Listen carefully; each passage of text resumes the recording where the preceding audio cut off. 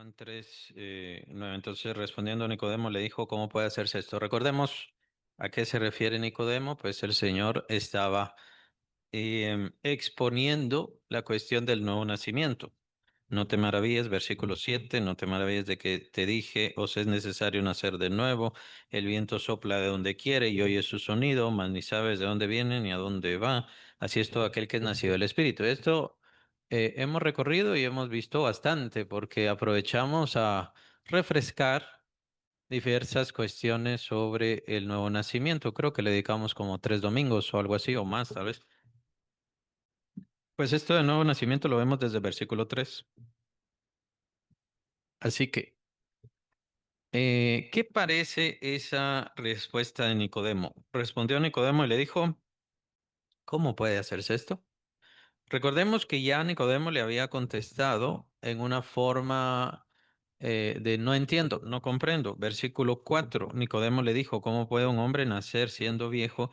¿Puede acaso entrar por segunda vez en el vientre de su madre? Y ahora lo vemos en el versículo 9 respondiendo, pues el Señor siguió hablando sobre el nuevo nacimiento. ¿Cómo puede hacerse esto? Ya no diciendo... ¿Y acaso puede un hombre nacer de nuevo? O sea, puede entrar otra vez en el vientre de su madre. Ya no hacer estas respuestas, sino mejor deja en las manos del Señor que, ¿cómo?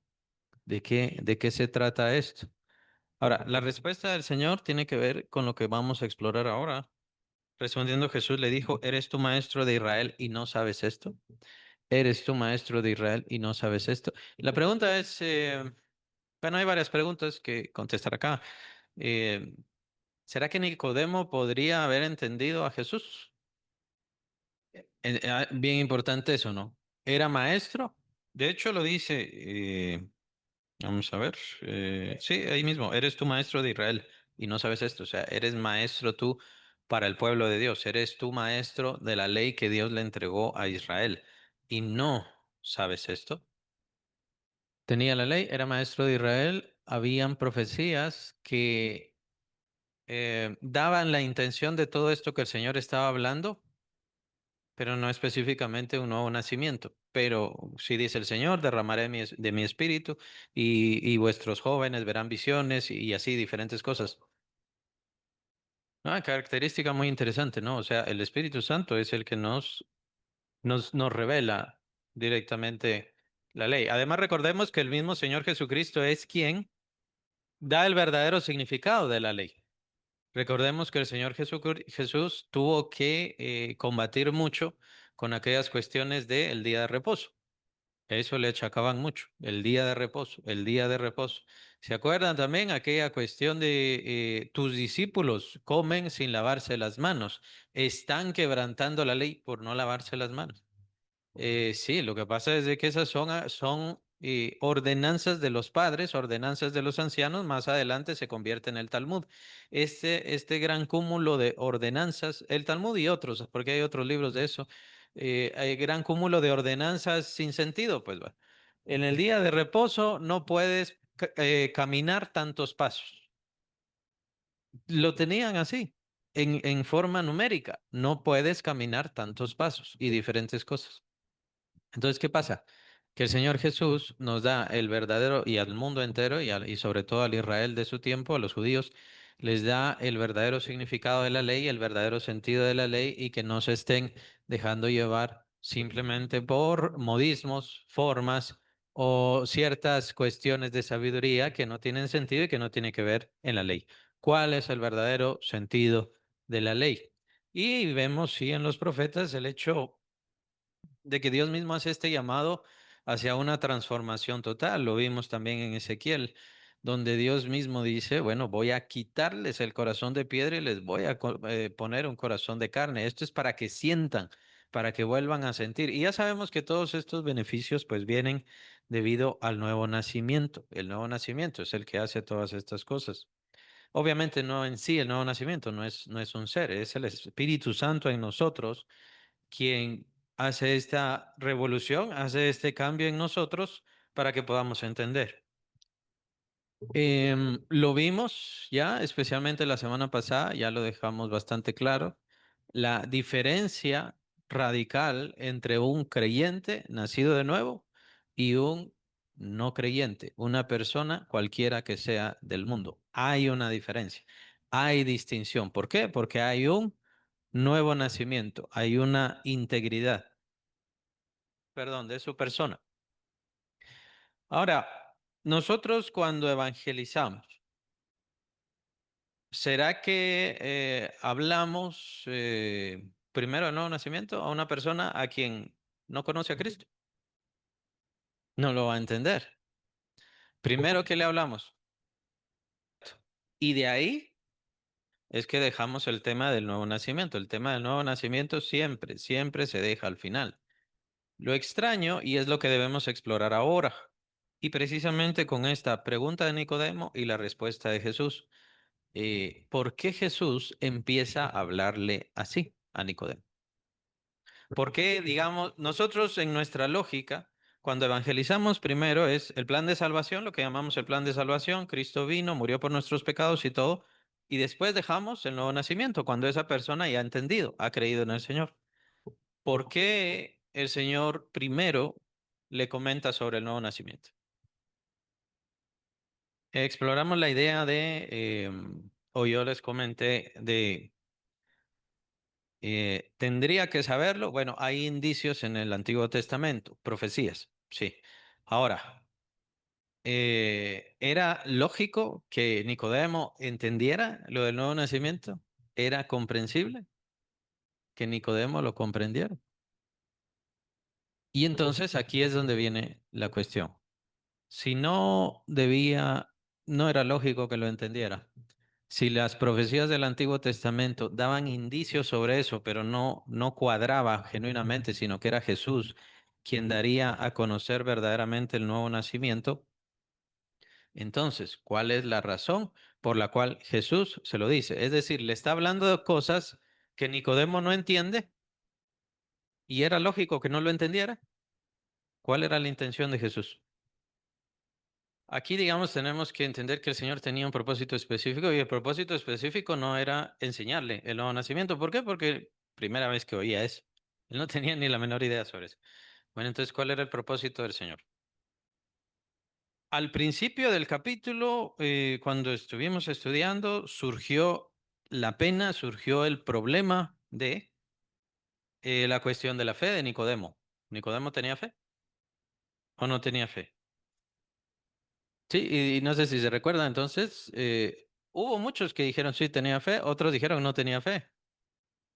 Y por cómo hablaba, entonces decíamos, bueno, sí tenía fe o pareciera que sí tenía fe y otros decían, bueno, no tenía fe. Entonces, esa es la cuestión aquí. La cuestión aquí es cómo está la fe de Nicodemo. Y el Señor está ahondando en esta situación, en esta cuestión. ¿Qué pasaba con Nicodemo? De hecho, el Señor le habla, le evangeliza, porque el tema que sigue a estos versículos después del 12 es el evangelismo. Netamente, el evangelismo como nosotros lo conocemos. Claro, en sus principios, porque obviamente el Señor Jesús no había muerto. El Señor le habla a Nicodemo a modo de profecía.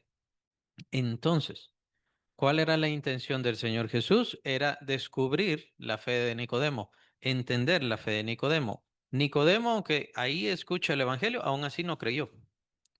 Nicodemo cree hasta que Jesús muere, porque de hecho ahí se cumple la profecía que le da el Señor Jesús a Nicodemo. Hasta entonces ahí, él, y ¿se acuerdan? José de Arimatea, que es el que pide el cuerpo de Jesús, en realidad es José de Arimatea y Nicodemo. Son los dos los que van a pedir el cuerpo del Señor Jesús. Entonces ahí es donde los dos, José de Arimatea y Nicodemo, se descubren ya directamente como y netamente como seguidores de Cristo. Es hasta entonces. Entonces lo que vemos con el Señor Jesús, y esto es lo importante aquí, a tenerle atención, no es que el Señor esperara que él entendiera lo del nuevo nacimiento. Aunque la forma de hablar del Señor Jesucristo es muy interesante, solamente lo voy a mencionar. Pues el Señor Jesús da esta esperanza, este nuevo comienzo, y eso es el nuevo nacimiento. De hecho, la conversión es eso, esa es la idea. Usted quien se ha convertido, ahora ya tiene otra oportunidad de vida, ya tiene una vida nueva ya en las manos de Dios, ofrecida por Dios, y eso tiene que ser algo bueno, algo dichoso, algo maravilloso. Claro, no para cualquier persona, porque muchas personas están contentas con su maldad, con las cosas del mundo, o ya simplemente no ven más allá, no ven ninguna otra cosa. Eh, Uno de los filósofos griegos tenía esta idea de que si se metía a hombres en la cueva y lo único que veían eran la sombra de ellos mismos en esa cueva, ellos iban a decir, bueno, esa sombra, así son los hombres, pero tendrían que haber salido de la cueva para poder verdaderamente contemplar cómo es una persona. Entonces, más o menos es así. La mayoría de seres humanos están metidos en esa condición en donde ya no ven nada más y al venir Cristo y al venir el Evangelio se ofrece una segunda oportunidad, una vida renovada, una vida mejorada y sobre todo una vida eterna que se la ofrece Dios. Los hombres amaron más las tinieblas que la luz, lo menciona el Señor Jesús en este capítulo, más adelante no lo vamos a ver, pero para otros eso de una segunda vida fue algo maravilloso, entre ellos los esclavos. Porque los esclavos fueron vendidos y ellos sabían que no tenían ninguna libertad y solamente le pertenecían a su amo por el resto de su vida, hasta que muriera. Hasta ahí. Y tenían que hacer todo lo que decía su amo y nada más. Pero ahora viene el Evangelio y en el Evangelio ellos pueden creer, pueden entregar su vida a Cristo Jesús y entonces ya tener esa libertad. Pablo dice, en Cristo Jesús los esclavos son libertos. O sea, ya tienen este sentido de libertad y no digamos en la eternidad, otra vida completamente diferente. Entonces, el Señor Jesús habla en ese sentido, en un sentido de volver al inicio, empezarlo todo. Y eso para una persona muy atormentada le ayuda bastante. Entonces, en un mensaje, en ese mensaje, en ese sentido, es muy profundo. Ahora, por otro lado, ¿cuál era la fe de Nicodemo? Nicodemo, recordemos que era un maestro de la ley, el mismo Señor Jesucristo lo dice, y al ser maestro de la ley quiere decir que no solamente había aprendido la ley, sino que la estaba enseñando, enseñaba sus principios, enseñaba las cosas. Era un hombre no solamente que enseñaba, no era solamente un hombre de letras, sino que era un hombre religioso, era un hombre que practicaba la oración, era un hombre que seguramente practicaba ayunos y diferentes cosas. Ahora, ¿qué pasa? Y que lo que debemos entender es que Nicodemo puede ser que digamos tenía fe o no tenía fe, pero más bien creo que lo más exacto es decir que tenía su propia fe. Nicodemo tenía su propio sentido de fe. ¿Y a esta fe cómo le podemos llamar? Podríamos llamarle fe imperfecta y cuando esta fe imperfecta se vuelve mucho más difícil, más complicada, entonces se anula, o sea, se acaba. Y este es un concepto que, bueno, vale la pena que observemos, porque lo tenía Nicodemo y el Señor lo saca a evidencia. Y no solamente Nicodemo lo tenía, la gran mayoría de seres humanos lo tiene. Todos escuchamos a las personas, bueno, ¿cuál es mi fe? ¿Cuál es su fe? Mi fe es tal, mi fe es tal, yo pongo mi confianza en esto, yo pongo mi confianza en aquello. Ahora el punto ¿es fe? ¿No es fe? Recordemos qué es fe. ¿Cuál es el significado de fe? La mera palabrita, fe, ¿qué significa? Confianza. Ujú. La anterior es bueno, certeza, ¿no? Pero la palabra pisteuo que utiliza Pablo constantemente y está en todas las cartas y todo, y se traduce como fe, lo que significa es confianza. Entonces, yo puedo tener confianza en algo, pero eso no quiere decir que tenga fe. Ya hemos entendido o debemos entenderlo ya, que la fe es un regalo de Dios, que la fe es algo sobrenatural, que la fe es algo especial que Dios entrega. Ahora, ¿Es eso una confianza? Sí, es una confianza sobrenatural en lo que Dios dice o en lo que Dios ha hecho o lo que Dios quiere que yo haga. Ahora, el que otras personas tengan confianza en esto o en aquello, nosotros ya no le podemos llamar fe. Ellos le llaman fe, pero ya sabemos que si Dios no lo dijo, no es fe. Ya sabemos que si no está en la palabra de Dios, no es fe. Entonces es ahí donde entra el concepto de o fe imperfecta o fe nula. Y la fe imperfecta claramente se puede ir a una fe nula. La ley de Moisés, ciertamente, y obviamente por eso el Antiguo Testamento también, ciertamente nos guía a la fe, pero no nos lleva, o cómo decirlo así, no nos ilustra todo lo que Cristo venía a traer. Recordemos que Cristo es la luz. Al venir Cristo se manifiesta la gloria de Dios y el conocimiento de Dios. Por eso es que no se esperaba que Nicodemo entendiera genuinamente que es el nuevo nacimiento. Esto vino hasta que el Señor Jesucristo vino, pero el Señor lo que está haciendo es descubrir la calidad de fe de Nicodemo, su pensamiento. La ley había hecho su obra, lo menciona Pablo en Gálatas. En Gálatas, Pablo menciona que la ley de Dios o la ley de Moisés es un ayo. Un ayo quiere decir una tutora, una nodriza, una cuidadora. Eso es lo que es la ley. Pero la ley no nos lleva a la justificación y lo dice Pablo claramente, ahí también lo dice en Gálatas y por supuesto también lo dice en Romanos. La ley no nos muestra la salvación, o sea, no es el plan perfecto de Dios, apenas es nada más una nodriza.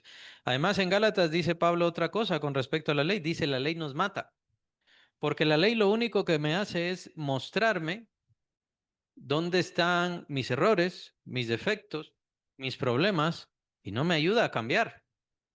El cambio solamente puede venir por medio de Cristo Jesús y con lo que hemos visto, que es el nuevo nacimiento. Entonces, ¿qué pasa?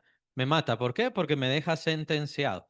Aquella persona que lee la ley de Dios, que se dedica a buscar en la ley de Dios, no va a encontrar la salvación, va a encontrar su propia condenación. No porque la ley busque esto, la ley es pura y perfecta, lo menciona también Pablo, sino porque la ley me enseña mi pecado, me enseña mi maldad, me muestra mi maldad. Y entonces, ¿con eso qué pasa? Yo me doy cuenta que soy pecador, estoy sentenciado y ya.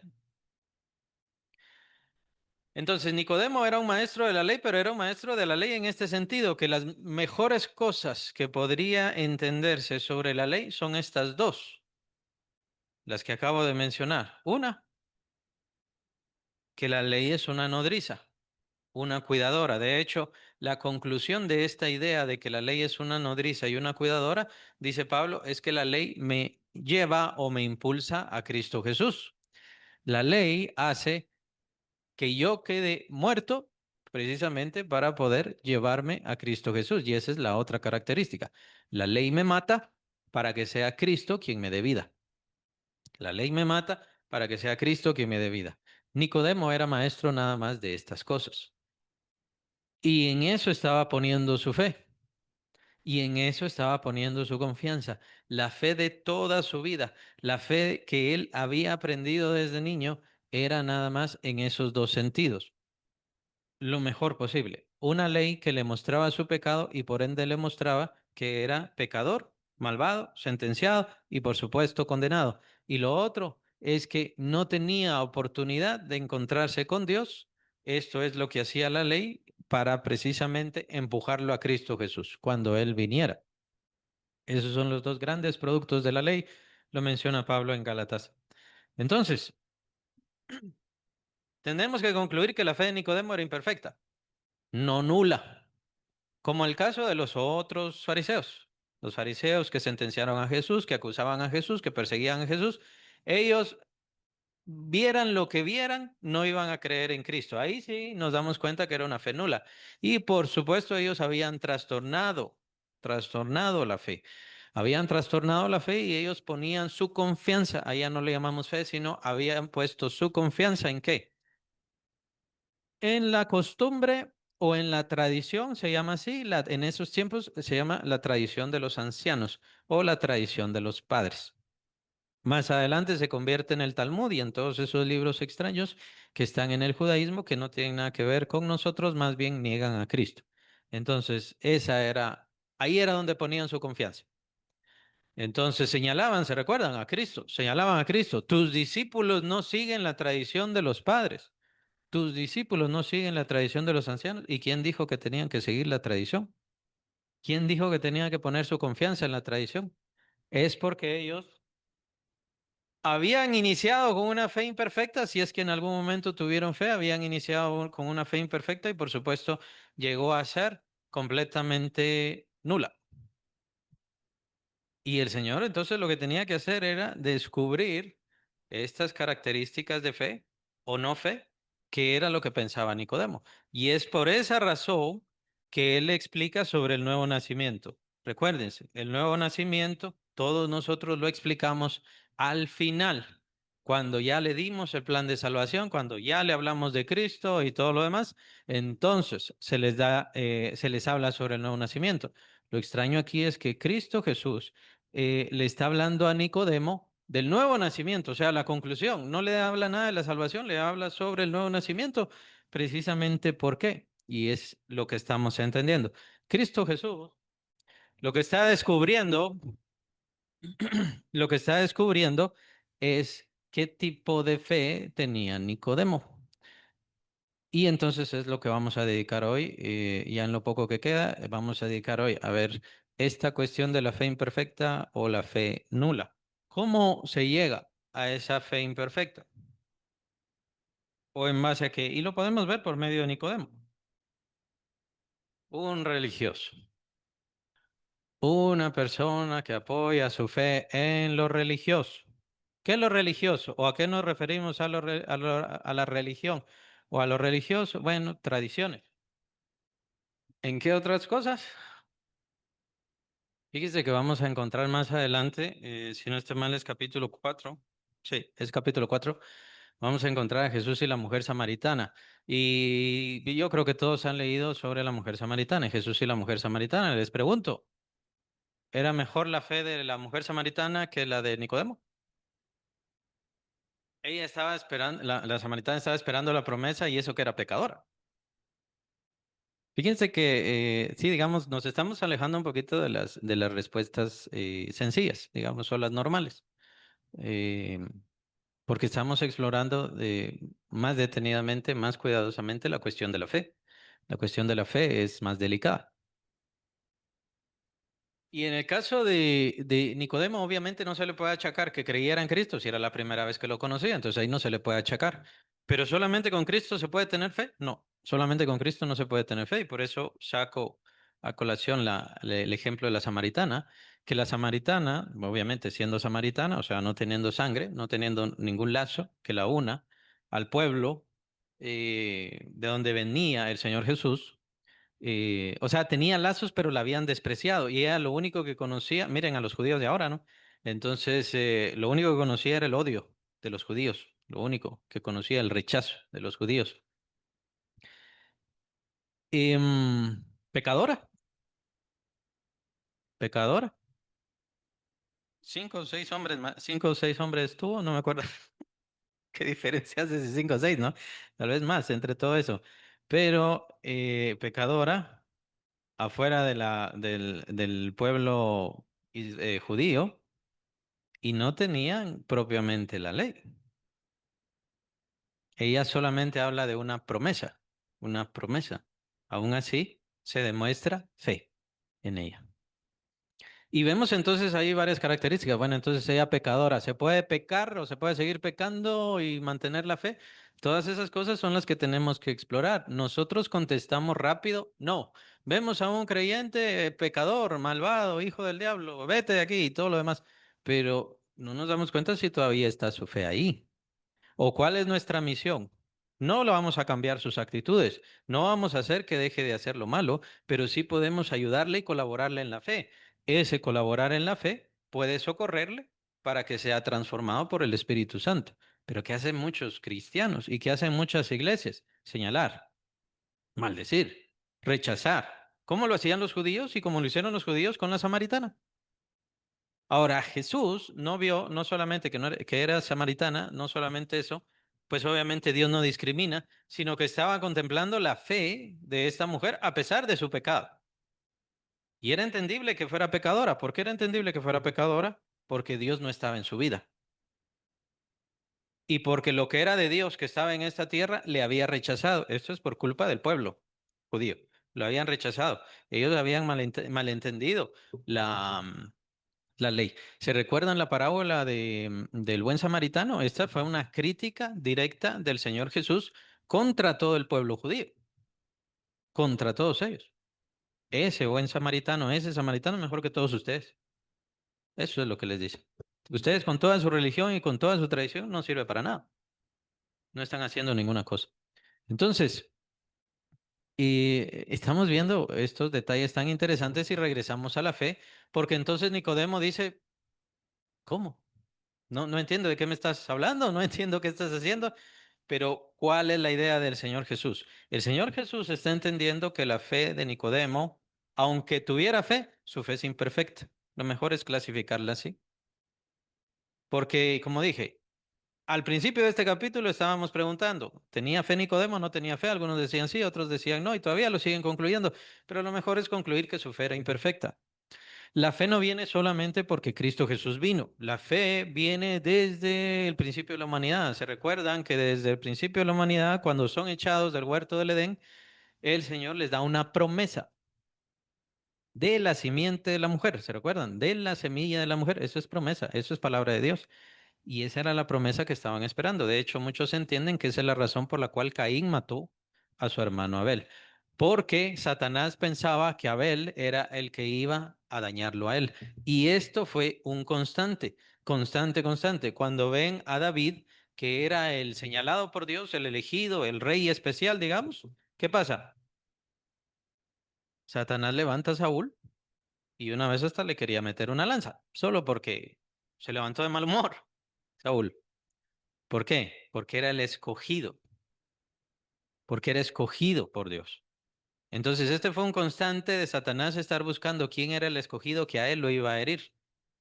Y es esa la razón por la cual mata a Cristo. Sabía que tenía que suceder, pero en ese matar a Cristo, él mismo recibiría su mal, o sea, recibiría el daño y la muerte de su imperio, de su poder y de su capacidad. Eso es en cuanto a lo que hace el Señor Jesucristo, ciertamente. Ahora, Nicodemo no tenía por qué saber todas estas cosas, pero el Señor se lo descubre, el Señor le hace entender precisamente para que él comprenda que tu fe todavía sigue siendo imperfecta. ¿Por qué sigue siendo imperfecta tu fe? Porque tu fe solamente se basa en tradición, o sea, en religión. A veces en lo que se nos dice de niños, como se nos enseñó de niños, que Dios existía, que Dios esto, que Dios aquí, muchos tienen todavía esa forma de creer, esa forma de confiar y es una fe imperfecta. ¿Por qué digo que es una fe imperfecta? Y en el caso de los cristianos hay que tener cuidado porque pareciera que muchos cristianos no tienen una experiencia personal con Cristo. Esto es algo bien famoso entre nosotros. Tener una experiencia personal con Cristo. Tendríamos que tenerla o entenderla cuando venimos a la conversión, tener una conversión. Y ese es el momento especial en donde tenemos un contacto con el Señor Jesús. Es algo que no es porque me lo dijeron, no es algo porque lo oí, no es porque qué bonita es la iglesia y entonces ahí voy a estar, o porque cómo brincan, cómo se oye y todo lo demás. No, es porque yo tengo una experiencia personal con Dios. Él me ha transformado, Él ha hecho un cambio en mi vida.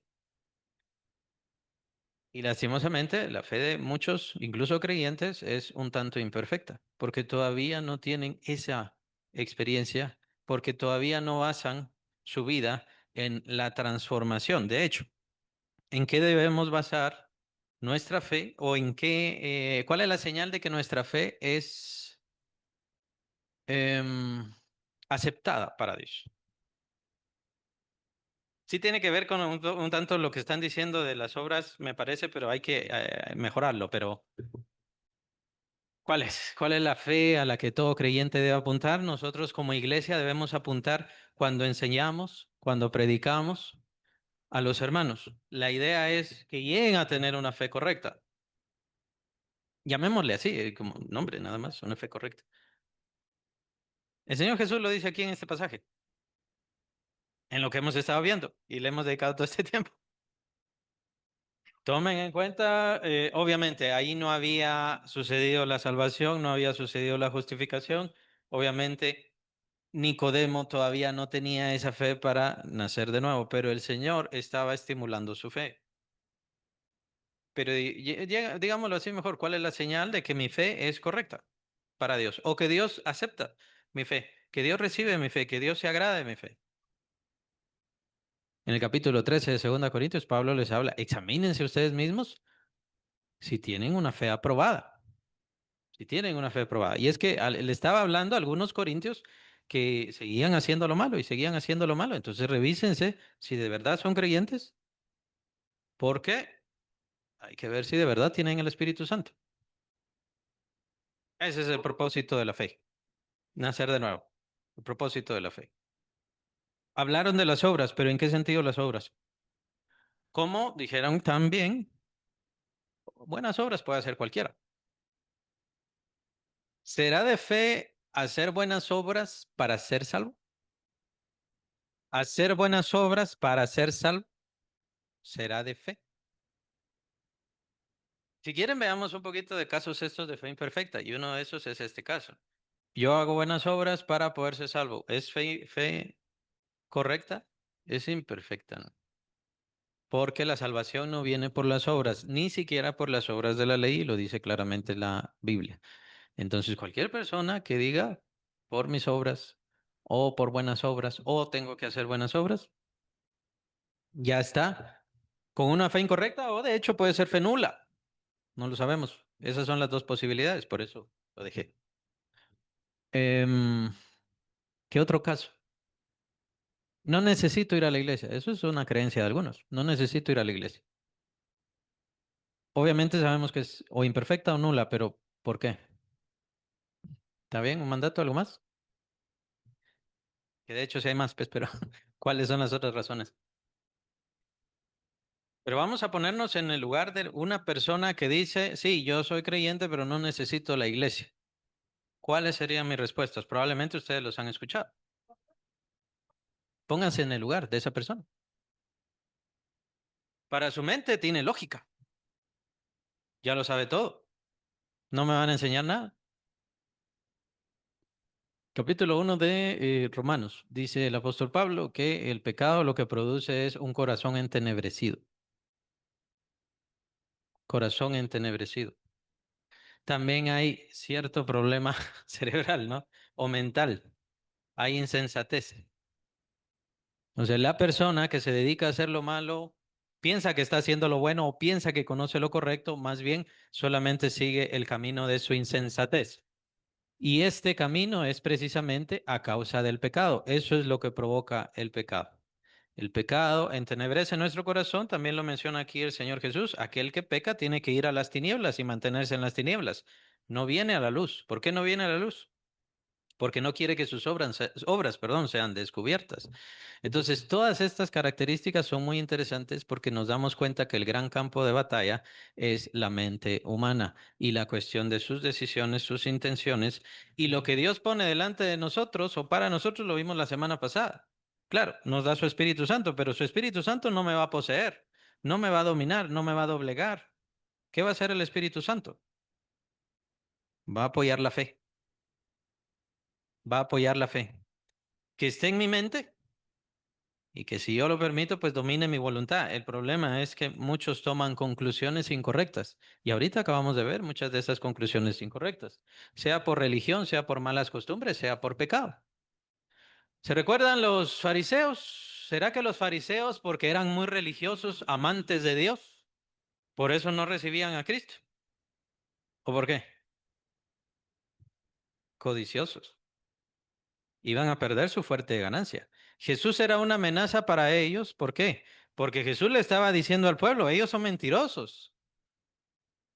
Imagínense esas sinagogas, imagínense donde ellos estaban hablando y la gente levantándose. No, el maestro Jesús está diciendo que eso es incorrecto. Es por eso la amenaza que ellos sintieron, pero no una amenaza porque entonces ya no voy a poder servir a Dios. Es que el religioso Igual, tiene el corazón entenebrecido. Piensa que está sirviendo a Dios. Mentiroso. Solamente tiene, ¿qué? Fuente de ganancia. Toma la piedad como fuente de ganancia. Lo menciona el apóstol Pablo. Y lo peor de todo es que ni siquiera se da cuenta. Por eso es que el Señor Jesús hizo la señal. Él les dijo, lo vimos creo que era capítulo 2 en este evangelio: destruyan este templo, en 3 días yo lo levantaré. Estaba hablando de su templo. Esa es la señal que él dio para que creyeran en él. Los fariseos recibieron la señal y por supuesto ellos no creyeron. Fe nula, fe nula. Que por cierto, aquí vale la pena entender que lo que hace la religión, perdón, es disfrazar la fe. Es una fe falsa, pero la disfraza. Satanás es experto en todo esto. Satanás le gusta muchísimo hacer todo esto, disfrazar la fe, hacer una fe de mentira. Y muchos cristianos lastimosamente caen en la misma historia. Por eso tenemos este versículo, estos dos versículos muy importantes. Quería que los leyéramos. Segunda de Corintios 10. Son muy famosos. 4 y 5. Segunda de Corintios 10, 4 y 5. Porque las armas de nuestra milicia no son carnales, sino poderosas en Dios para la destrucción de fortalezas. Y este tema y esta convicción viene muy al caso. ¿Por qué? Porque hay fortalezas. ¿Cuáles son las fortalezas? Las armas de nuestra milicia no son carnales, sino poderosas en Dios para la destrucción de fortalezas. ¿Cuáles son esas fortalezas? Bueno, tal vez más claramente lo vemos con el siguiente versículo: derribando argumentos y toda altivez que se levanta contra el conocimiento de Dios, y llevando cautivo todo pensamiento a la obediencia a Cristo. Entonces, tal vez ahí con eso ya es más fácil. ¿Cuáles entonces son las fortalezas? Son fortalezas mentales. Acuérdense que los espíritus, bueno, a no ser aquellos que viven, que vean espíritus, pero eso es muy poca gente, ¿no? Pero de ahí, ¿cuál es la influencia de los espíritus? ¿Qué es lo que buscan hacer los espíritus en nuestra vida? ¿Por qué arruinan nuestra familia? ¿Por qué arruinan el mundo? ¿Por qué arruinan nuestro país? ¿Cuál es esa función? O sea, ¿qué es lo que quieren lograr? Lo que quieren hacer es formar fortalezas en nuestro ser. ¿Para qué? Para que tengamos un amor arruinado, para que tengamos conceptos de Dios arruinados, para que sigamos haciendo daño. Si a mí me hicieron daño, yo entonces seguir haciendo daño. Esa es de hecho, la razón del perdón. ¿Por qué yo tengo que perdonar? Tengo que perdonar porque la idea es que lo malo que trataron de poner en mí o que pusieron en mí, yo no les siga dando a los demás. Especialmente a mis seres queridos, especialmente a mi familia. Yo no lleve eso a mi familia. ¿Por qué? Porque entonces el círculo continúa haciendo daño, haciendo mal. Conflictos. Esas son las fortalezas. Los demonios ponen estas fortalezas en nuestra mente, pero entonces ya las podemos ver, ya son un tanto palpables. Las vemos entonces en conflictos familiares, problemas del corazón. No puedo amar, no puedo querer, yo no perdono, tengo rencor, tengo soledad, tengo depresión. Esas son las fortalezas. Por eso entonces, ¿cuáles son las armas? Derribando todo argumento y toda altivez que se levanta contra el conocimiento de Dios. Y llevando cautivo todo pensamiento. Ahí está el lugar de la batalla, el pensamiento, el conflicto. Todo lo que hace Satanás y lo que procura Satanás en nuestra vida es que tengamos un pensamiento conforme a su modo. Y es por eso que a Satanás le encantan las religiones. Le encantan las religiones, ¿por qué? Porque esa religión disfraza una fe falsa, una fe imperfecta. Y de esto vamos a encontrar muchísimo, muchísimo. Nicodemo tenía su fe o basaba su fe ¿en qué? En cuestiones de la ley. Esto hay que hacerlo, esto no hay que hacerlo. Pero Jesús le está descubriendo: tu fe no es perfecta y tienes que llegar a un mayor nivel de fe o a una mejor fe o a una mayor comprensión. Sé que estás buscando, sé que reconoces en mí a un maestro de Dios, es lo que Jesús le está diciendo a Nicodemo, pero lo importante no es que me reconozcas a mí como maestro de Dios, lo importante es que tú aprendas la fe. y aprendas a tener genuina fe. No una fe basada en religión, no una fe basada en tradiciones, no una fe basada en lo que te dijeron de niñez y así como creciste, entonces así lo sigues experimentando y enseñando. ¿Cuál es la experiencia de tu vida? Tomen en cuenta, eso es el nuevo nacimiento. ¿Cuál es la experiencia de tu vida? ¿Hay un cambio de esencia? Lo vimos estas semanas que pasaron. ¿Hay un cambio de esencia en tu vida? ¿Hay un cambio de ser?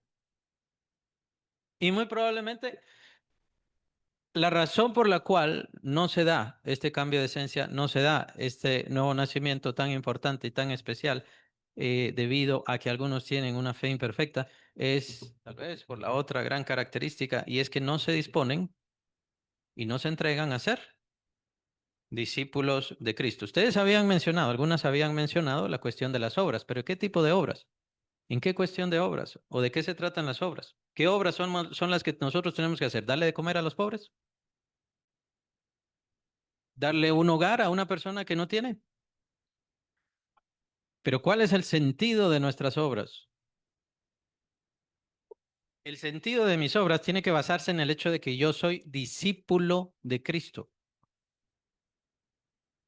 Me lo dijeron en la iglesia, me lo dicen en la iglesia, sí, todo el tiempo, pero en serio, hay que comportarse como discípulo de Cristo.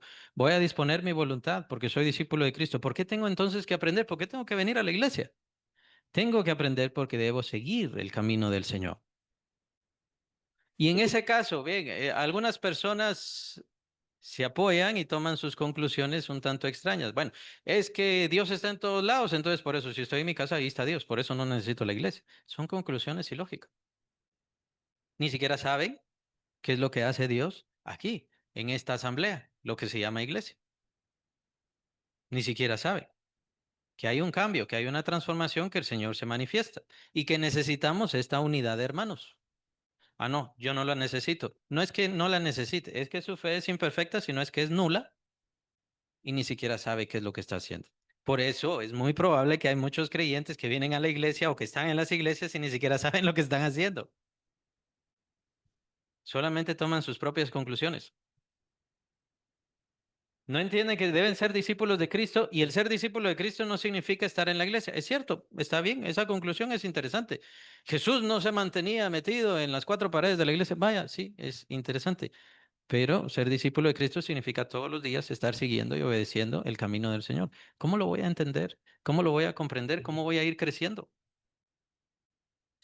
Ahora, ser discípulo de Cristo significa que yo quiero ser. Yo me dispongo, yo dispongo mi vida a comprender la enseñanza de Cristo Jesús y a seguirle. Ahí es donde estaba fallando Nicodemo, ¿se acuerdan? ¿Qué pasó con Nicodemo? Todavía el Señor lo evangeliza, porque de ahí viene el mensaje de evangelismo. Todavía el Señor lo evangeliza, pero ¿qué pasó con Nicodemo? ¿Se convirtió? ¿Aceptó? ¿Recibió a Cristo? En ese momento. ¿Cuándo se manifiesta Nicodemo como discípulo de Jesús? En la muerte de Cristo, que de hecho tiene que ver con la profecía que le da el Señor. No lo vamos a ver ahora, lo vamos a ver ahí. Pero es en ese momento cuando él con José de Arimatea van a pedir el cuerpo de Cristo. Y son ellos los que preparan el cuerpo del Señor Jesús para su tumba. Pero hasta ahí, él se dispuso, él se entregó. Entonces hay muchos cristianos, tomen en cuenta, hay muchos cristianos. ¿Será que se entregan como discípulos de Cristo? Y por eso es tan importante estar en la iglesia también. Y por eso es tan importante ver qué iglesia es a la que está asistiendo.